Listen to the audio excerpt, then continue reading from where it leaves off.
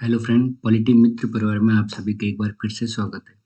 जैसे हमने पीवाई की सीरीज में हमने विचारधाराओं के 3 पार्ट डिस्कस कर लिए थे, उसी में आज हम चौथा पार्ट डिस्कस करेंगे जो इम्पोर्टेंट क्वेश्चन आए हुए हैं। तो आज का क्वेश्चन है 8 से 31 वाला सेवाइन। सेवाइन ने क्या कहा है कि वह दार्शनिक कौन है जिसने सर्वप्रथम राज्य का वह अर्थ प्रदान किया जो आधुनिक राजनीतिक व्यवहार में उसके साथ जुड़ गया है। क्या सेवाइन क्या कहते हैं आपके? सबसे पहले क्या कहता है, इसको कहा था मैकियावेली ने, ठीक है। तो मैकियावेली ने क्या कहा था, सबसे पहली बार मैकियावेली ने राज्य को एक ऐसी सर्वोच्च संस्था के रूप में चित्रित किया जिसमें उसने पाए जाने वाले सभी संघों, समुदाय और व्यक्तियों से सर्वोपरि है। उसकी यह धारणा बाद में बोंदो, होब्स, ऑस्टिन आदि विचारकों के द्वारा संप्रभु राज्य की अवधारणा के रूप में विकसित हो गई थी। सेवेन ने क्या कहा है कि आधुनिक राजनीतिक प्रयोग में राज्य शब्द का ज्यों अर्थ उसके निर्माण में मैकियावेली ने अन्य किसी राजनीतिक विचारक की अपेक्षा में अधिक योगदान दिया है। ठीक है। मैन वर्सेस स्टेट पुस्तक किसकी है? अब आपको पता होगा मैन वर्सेस पुस्तक की बात कौन करते हैं? हर्बर्ट स्पेंसर करते हैं। और ऐसी इनकी और पुस्तक भी है आपकी, जैसे सोशल स्टैटिक्स हो गया, फर्स्ट प्रिंसिपल हो गया, द स्टडी। बहुत सारी हर्बर्ट स्पेंसर की पुस्तकें लिखी गई है। ये है जैसे और पुस्तकें देखा हर्बर्ट स्पेंसर की। द मैन वर्सेस स्टेट किसकी है? Herbert Spencer. सोशल स्टैटिक्स हो गया। फर्स्ट प्रिंसिपल किसकी है? स्टडी ऑफ सोशियोलॉजी हो गया, sociology. The proper government, the principle of sociology. ये सारी पुस्तकें किसकी है? हर्बर्ट स्पेंसर की पुस्तकें। इंपॉर्टेंट। नेक्स्ट क्वेश्चन है आज का, राज्य की सापेक्ष स्वायत्ता। क्या बोल रहे हैं? राज्य की सापेक्ष स्वायत्ता की संकल्पना किसके नाम के साथ जुड़ी है? तो राज्य की सापेक्ष स्वायत्ता से कौन जुड़ा है? ग्रामसी जुड़ा हुआ है। ग्रामसी क्या कहते हैं आपके? कि राज्य की सापेक्ष स्वायत्ता की संकल्पना ग्रामसी के साथ जुड़ी है। ठीक है। ग्रामसी की गणना असाधारण प्रतिभा के वामपंथी चिंतकों से व आम वामपंथी चिंतकों में भी होती है। ग्रामसी का जन्म कहाँ हुआ था? ग्रामसी का जन्म कहाँ हुआ था? इटली में हुआ था। और इन्होंने अपने कुछ समय जेल में बिताया था। ये क्या रहते? जेल में रहते। और इन्होंने जेल में फिर एक बुक लिखी थी, प्रिजन। ठीक है। ग्रामसी ने राज्य के अनेक मान्यताओं को अस्वीकार करते हैं बर्जुआ राज्य का नया विश्लेषण प्रस्तुत किया। 834 क्वेश्चन है, राष्ट्रीय राज्य निम्नलिखित में से किसके प्रभाव का संयुक्त उत्पाद था?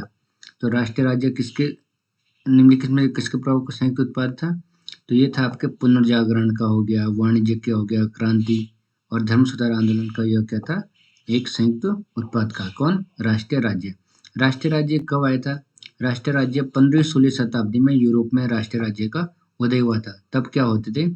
जमींदार और धर्माधिकारियों की शक्ति जब क्षीण हो चुकी थी और नए आर्थिक संबंधों के अलावा लोग राष्ट्रीय संस्कृति, एकता, भाषा, प्राकृतिक सीमाओं इत्यादि के विचारों में का स्थायी समूह के रूप में जुड़ गए थे। नेक्स्ट क्वेश्चन है, नीचे दी गई चिंतकों में किन लोगों ने राज्य की शक्ति के रूप में परिभाषित किया? अब राज्य को शक्ति के रूप में कौन कौन परिभाषित करते हैं? ये करते हैं आपके, एक तो मैकियावेली करते हैं, ठीक है, शक्ति के रूप में। ग्रीन शक्ति के रूप में करते हैं और कैटलिन में शक्ति के रूप में करते हैं। लेकिन जो नीचे हैं वो नहीं करते हैं। तो इसलिए इसका आंसर आएगा 1, 3 और 4। ठीक है। नेक्स्ट क्वेश्चन है, समाजवादी के अनुसार राज्य के कौन से कार्य होने चाहिए? समाजवादी के अनुसार राज्य के कौन से कार्य हैं? तो समाजवादी के अनुसार कौन से कार्य है, इसका हम देखते हैं। सबसे पहले है शांति एवं व्यवस्था को बनाए रखना, ये होता है। उत्पादन के साधनों का प्रबंधन, धर्म का संवर्धन और शिक्षा का विकास। अब आपको बताना है इनमें से कौन कौन से राज्य के कार्य है। तो आपने देखा होगा समाजवादी क्या करते हैं? हमेशा समाज की बात करते हैं। और अब क्या बताना है इनका? राज्य के बारे में। तो ये क्या करते हैं? शांति व्यवस्था को बनाए रखने की भी बात करते हैं। ठीक है, शांति व्यवस्था को बनाए रखने की भी बात करते हैं। उत्पादन एवं उसके साधनों को प्रबंधन की भी ये बात करते हैं। लेकिन ये धर्म की बात नहीं करते हैं। कौन? समाजवादी। और शिक्षा की बात भी करते हैं। यानी 1, 3 और 4 इसका क्या हो जाएगा आपका? ये आपका आंसर हो जाएगा। ठीक है, ये डी वाला है। 1, 2 और 4 इसका आंसर हो जाएगा। अब समाजवादी विचारक क्या कहते हैं कि राज्य सकारात्मक भलाई का उपकरण है और राज्य के सभी कार्य करने चाहिए। ठीक है। नेक्स्ट क्वेश्चन है आज को 837 वाला, निम्नलिखित में से कौन सा एक राज्य की अत्यधिक प्रशंसा करता है? कौन राज्य की अत्यधिक प्रशंसा करता है? अब ये आपको बताना है कौन करता है राज्य की अत्यधिक प्रशंसा। ये करते हैं आपके आदर्शवादी लोग। आदर्शवादी क्या करते हैं? अत्यधिक प्रशंसा करते हैं। नेक्स्ट क्वेश्चन है, कार्ल मार्क्स ने किसने कार्ल मार्क्स के निम्नलिखित किस में उसके श्रम के प्रति उदासीनता संबंधी विचार मिलते हैं? श्रम के उदासीनता विचार किस में मिलते हैं कार्ल मार्क्स के? 1844 के इकोनॉमिक एंड फिलोसॉफिकल मैन्युस्क्रिप्ट उनकी बुक है उसमें मिलते हैं। ठीक है, कभी पेपर में ये भी पूछते हैं आपकी ये book economic and philosophical manuscript किसने लिखी है? कार्ल मार्क्स ने। और अब पेपर में क्या पूछा गया 1844 में श्रम के प्रति उदासीनता संबंधी विचार किसमें मिलते हैं? ये इनकी कार्ल मार्क्स की रचना में मिलते हैं। 839 क्वेश्चन है, किस वर्ग के विचारकों ने वाद, प्रतिवाद और संवाद की द्वंद्वात्मक पद्धति का प्रयोग किया था? किस विचारक ने वाद, प्रतिवाद और द्वंद्वात्मक पद्धति का प्रयोग किया था? तो ये क्या था आपके हीगल और मार्क्स करते हैं। इसकी बात कौन करते हैं? हीगल और मार्क्स ने किया था। हीगल और मार्क्स क्या करते हैं? वाद, प्रतिवाद, संवाद इनकी द्वंद्वात्मक पद्धति का प्रयोग करते हैं। और द्वंद्वात्मक पद्धति से क्या अभिप्राय होता है, क्या अर्थ होता है कि परस्पर विरोधी विचार एवं तर्कों के टकराव से सत्ता प्राप्ति करना क्या होता है, इसका अर्थ होता है। इसलिए हमने इसके 3 चरण बताए हैं, वाद, प्रतिवाद एवं संवाद। इस तरह सामाजिक परिवर्तन में विकास की प्रक्रिया 3 अवस्थाओं से संपन्न होती है। अब माओ की बात करते हैं। माओ क्या कहते हैं आपके? माओ क्या कहते हैं? मार्क्सवादी क्रांति में कृषकों की क्या भूमिका होती है?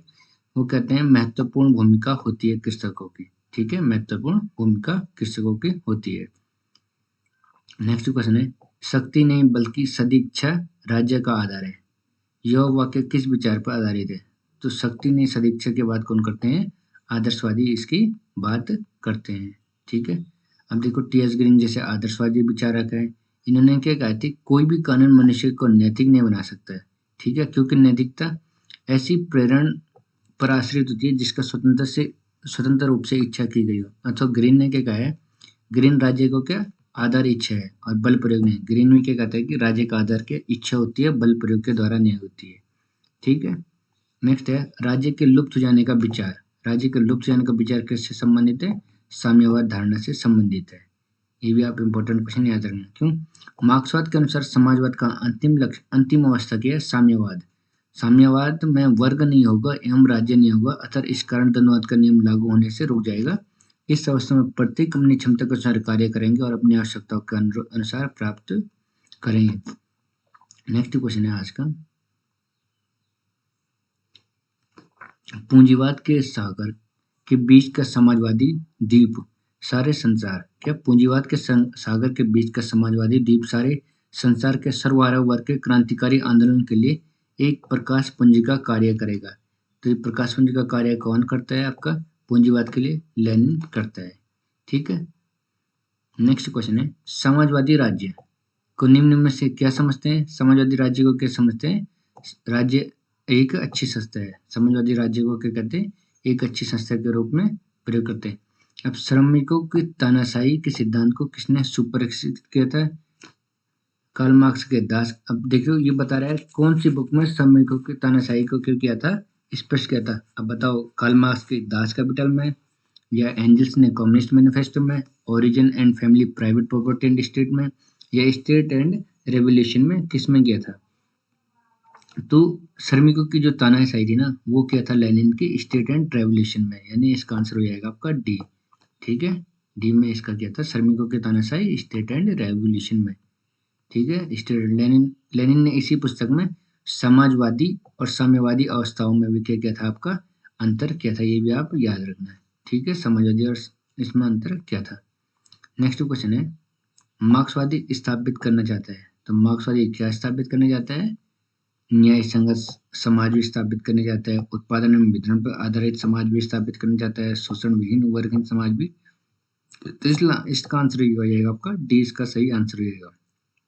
अब देखो मार्क्सवाद को क्या कहते हैं? वैज्ञानिक समाजवाद का जनक भी कहा जाता है। ये आप याद रखना। क्यों? क्योंकि मार्क्सवाद क्या करते हैं? न्याय संगत समाज, उत्पादन, वितरण और वर्ग शोषण हो गया, वर्ग विहीन राज्य समाज, इनको स्थापित करने की बात करते हैं। अब है कार्ल मार्क्स ने किस विचार का प्रतिपादन नहीं किया है? अब नहीं पूछ रहे। ठीक है, हीगल के दर्शन के सिर के बल खड़ा था और मैंने उस पैर के बल खड़ा कर दिया। ये भी कार्ल मार्क्स ने कहा था कि हीगल का दर्शन सिर के बल खड़ा था, मैंने उसे पैर के बल खड़ा कर दिया। आज तक दार्शनिकों ने दुनिया की व्यवस्था की है और अब उसे बदलने का समय आ गया, ये भी कार्ल मार्क्स ने कहा था। ठीक है। साम्यवाद पूंजीवाद का उच्चतम चरण है। ये उच्चतम चरण नहीं बोलते हैं, तो ये आपका क्या हो जाएगा, गलत हो जाएगा। क्यों?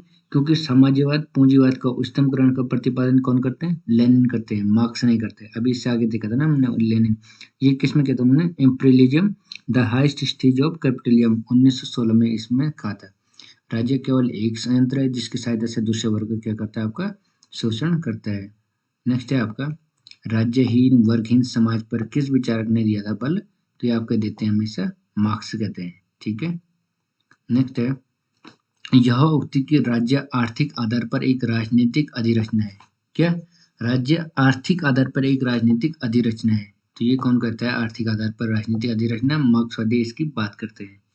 और आज का नेक्स्ट क्वेश्चन आएगा, किसने कहा कि भौतिक जीवन में उत्पादन की पद्धति जीवन की सामाजिक, राजनीतिक और आध्यात्मिक प्रक्रिया के सामान्य चरित्र का निर्धारण करती है? तो सामान्य चरित्र का निर्धारण की बात कौन करता है हमेशा आध्यात्मिक प्रक्रिया से? Karl Marx. कार्ल मार्क्स ने क्या कहा था कि उत्पादन की शैली तथा अस्तित्व के भौतिक साधनों पर एक सामाजिक, राजनीतिक, भौतिक जीवन की संपूर्ण प्रक्रिया निर्भर है। नई आवश्यकताओं के दबाव के कारण उत्पादन के ये साधन परिवर्तित होते हैं तथा उसी के साथ समाज में भी क्या परिवर्तन होता है। आज का नेक्स्ट क्वेश्चन है, समाजवाद विचारक प्राकृतिक संसाधनों के राष्ट्रीयकरण का समर्थन करते हैं ताकि क्या? समाजवादी विचारक क्या करते हैं? आपके प्राकृतिक संसाधनों का क्या राष्ट्रीयकरण का समर्थन करते हैं ताकि क्या हो सके? उनके उत्पादन के लागत मूल्य को कम किया जा सके, उत्पादन बढ़ाया जा सके, शोषण को रोका जा सके या उनका प्राकृतिक संसाधनों का पूर्ण सदुपयोग निश्चित किया जा सके। तो समाजवादी हमेशा क्या करते हैं? उनके प्राकृतिक संसाधनों का क्या पूर्ण सदुपयोग सुनिश्चित करने की बात करते हैं, इसलिए इसका आंसर डी सही होगा। अब क्या है? मार्क्सवादी के अनुसार क्या होता है? राज्य की उत्पत्ति किस कारक ने सबसे महत्वपूर्ण निर्णयकारी भूमिका अदा की थी? तो राज्य की मार्क्सवादी क्या कहते हैं? संपत्ति के लिए क्या कहते हैं? राज्य की महत्वपूर्ण भूमिका की बात करते हैं। क्यों? क्योंकि क्या कहते हैं कि संगठन जो होता है, सामाजिक संगठन, ये उस समय की उत्पादन प्रणाली पर आश्रित होता है जब क्या होता है, एक उत्पादन के साधनों पर एक स्वामी बन जाता है और दूसरा क्या उसकी सेवा करने के लिए विवश हो जाता है। और इसमें देखा उसने दो तरफ से समाज को बांटा, एक धनवान तथा एक निर्धन वर्ग, दोनों में विभाजित हो जाता है। और धनवान वर्ग क्या करता है? निजी संपत्ति की रक्षा के लिए आवश्यक नियमों का पालन करता है। और मार्क्सवादी ने यही कारण था कि राज्य की उत्पत्ति कैसे संपत्ति को मूल कारण बताया था। ठीक है। नेक्स्ट क्वेश्चन हो जाएगा, मार्क्सवादियों का अंतिम चरण क्या था? मार्क्सवादियों का अंतिम चरण क्या था आपका? राज्य विहीन समाज की स्थापना करना, यानी जिसमें राज्य नहीं होगा, राज्य विहीन समाज की स्थापना करना। अब 855 क्वेश्चन है आज का, 20वीं शताब्दी में निम्नलिखित में से कौन सा सकारात्मक यानी पॉजिटिव लिबर्टी का प्रतिपादक नहीं है? ठीक है। अब कौन नहीं होगा प्रतिपादक? अब हम देखेंगे कौन प्रतिपादक नहीं है। तो कौन नहीं है? रॉबर्ट नॉजिक इसका प्रतिपादक नहीं है। किसका? सकारात्मक उदारवाद का प्रतिपादक नहीं है। ठीक है, यह भी याद रखना, सकारात्मक का प्रतिपादक कौन नहीं है? रॉबर्ट नॉजिक नहीं है। अब देखो, रॉबर्ट नॉजिक क्या थे? एक नकारात्मक उदारवादी विचारक है। नकारात्मक उदारवादी विचारक कौन है? Robert Nozick. इसके अतिरिक्त जितने फ्रीडमैन, शुम्पीटर, ये भी क्या करते हैं? नेगेटिव लिबर्टी को सपोर्ट करते हैं। और इन विचारधारा की क्या मान्यता थी कि राज्य की भूमिका न्यूनतम हो, अर्थात रात्रि प्रहरी राज्य हो, यानी नाइट वॉचमैन स्टेट की भी ये लोग क्या करते हैं? बात करते हैं। अब नेक्स्ट क्वेश्चन है, समाजवादी का विशिष्ट घटक है। समाजवादी का विशिष्ट घटक क्या होता है? उत्पादन के साधनों पर समाज का स्वामित्व है। क्या होता है आपका? समाजवाद का विशिष्ट घटक होता है। ठीक है, एनालिसिस देखते हैं। समाजवादी सिद्धांत क्या करता है? राज्य की भलाई का उपकरण मानता है और समाज के धनी एवं निर्धन वर्गों, समाज के क्या कहते हैं? धनी एवं निर्धन वर्गों के बीच की खाई को यथासंभव कम करने पर सारा बल देता है। यह सिद्धांत उत्पादन के साधनों तथा वस्तु के विनिमय व वितरण पर सार्वजनिक सार्वजनिक स्वामित्व प्रतियोगिता की समाप्ति, सामाजिक न्याय आदि के विषय का भी क्या करता है, ये समर्थन करता है। अब कौन से एक सिद्धांत मार्क्सवादी का अंग नहीं है? मार्क्सवादी द्वंद्वात्मक भौतिकवाद की बात करता है, अतिरिक्त मूल्य की बात करता है, लेकिन कल्याणकारी राज्य की बात नहीं करता है। अब मार्क्सवाद के अनुसार क्या होता है? राज्य एक वर्ग संरचना है। हाँ, तो ये पहले स्टेटमेंट सही रहेगा। मार्क्सवाद क्या करता है? राज्य को एक वर्ग संरचना मानता है। याद रखना, क्या मानता है? ये वर्ग संरचना मानता है। और ये क्या कहता है कि राज्य में क्या दो वर्ग पाए जाते हैं? क्या पाए जाते हैं? हमेशा दो वर्ग पाए जाते हैं। एक होता है आपका शासक वर्ग की बात करता है, दूसरा क्या होता है? शासित वर्ग। शासक वर्ग क्या होता है आपका? जो शोषक होता है, और शासित वर्ग क्या होता है? जो शोषित करता है। यानी हर काल में दोनों वर्गों के मध्य क्या होता है? संघर्ष चलता रहता है। पूंजीवाद समाज में भी क्या कहते हैं? पूंजीवाद समाज में क्या होता है? बर्जो वर्ग और सर्वहारा वर्ग विद्यमान है। शोषण मुक्ति समाज में क्या? मार्क्स राज्य को अनावश्यक बुराई मानता है एवं वर्गहीन एवं राज्य विहीन में क्या करते हैं? समाज के निर्माण की बात यह करता है। ठीक है, नेक्स्ट क्वेश्चन है, निम्न में से लेसेस फेयर की व्याख्या, क्या बोल रहे हैं आपके? लेसेस फेयर की व्याख्या, लेसेस फेयर की सही व्याख्या क्या है? तो लेसेस फेयर की सही व्याख्या हो जाएगी धर्मनिरपेक्ष राज्य हो जाएगा, समाजवाद हो जाएगा, या मनुष्य को अकेला छोड़ दो। लेसेस फेयर का मतलब क्या होता है आपका? मनुष्य को अकेला छोड़ दो। ठीक है, तो इसका आंसर क्या जाएगा आपका? 859 का आंसर सी जाएगा। लेसेस फेयर का सिद्धांत किसने किया था? आगे हमने बात की थी, एडम स्मिथ ने दिया था। यानी इस शब्द की उत्पत्ति लेट डू से भी है। क्या? लेट डू, यानी मनुष्य को अकेले छोड़ दो। ठीक है, लेट डू से भी। इसमें किसी प्रकार का सरकारी हस्तक्षेप नहीं होता है, ये आप याद रखना। जो विचार है कि विधि एवं स्वतंत्रता एक दूसरे के विरुद्ध है। क्या? विधि एवं स्वतंत्रता एक दूसरे के विरुद्ध है, तो विरुद्ध की बात कौन करते हैं? हमेशा अराजकतावादी करते हैं। अराजकतावादी न केवल राज्य बल्कि उसके द्वारा बनाई गई किसी विधि को स्वतंत्रता के विरुद्ध मानते हैं। अराजकतावादी विरुद्ध मानते हैं। राज्य विभिन्न संस्थाओं और अनेक विधि अध्यादेशों द्वारा व्यक्ति की स्वतंत्रता पर प्रतिबंध लगाने की बात भी करता है। अब समाजवादी जोर देते हैं, समाजवादी किस चीज पर जोर देते हैं? आर्थिक समानता पर जोर देते हैं। कौन? समाजवादी। समाजवादी हमेशा आर्थिक समानता पर भी जोर देने की बात करते हैं। नेक्स्ट है, नव उदार पूंजीवाद का बौद्धिक जनक किसे कहा जाता है? क्या?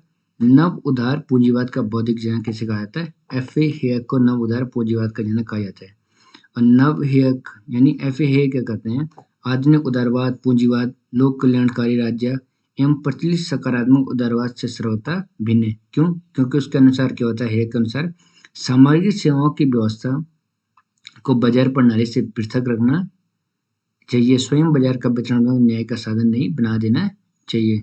निम्नलिखित में से कौन सा कथन सही नहीं है? आदर्शवादी उदारवाद के साथ सही विस्तृत है। अब पूछा गया, आप भी देखना कौन सा सही नहीं है। ठीक है, उदारवाद आदर्श उदारवाद के साथ सह विस्तृत, तो सह विस्तृत की तो ये बात करता नहीं, इसलिए पहले ही गलत हो जाएगा। इसलिए पहले आंसर इसका क्या हो जाएगा आपका? इसका आंसर सही हो जाएगा। ठीक है,